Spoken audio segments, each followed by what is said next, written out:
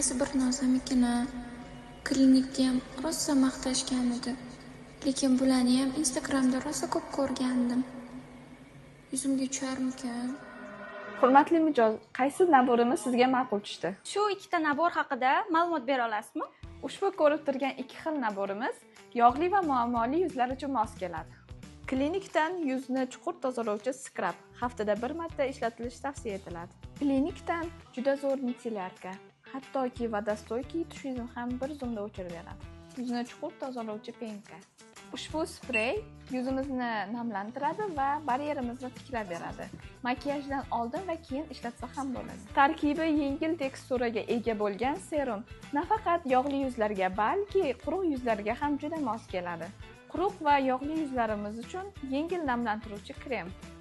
Ko'z tagini oqartiruvchi va ajinlarni ketkazuvchi idealniy krem.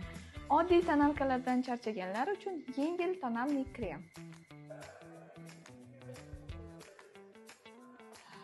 Axway brendidan chuqur tozalovchi penka. Yopiq komedonlar uchun idealniy toner. Selimax brendidan tinchlantiruvchi serum.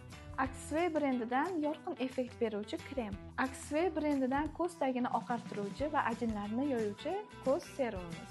Roundlab brendidan yog'li yuzlar uchun SPF. Biz bilgan va dunyo bo'yicha juda mashhurlikka erishgan Klinik brendidan nabor va Koreyaning eng yaxshi brendlaridan yig'ilgan nabor.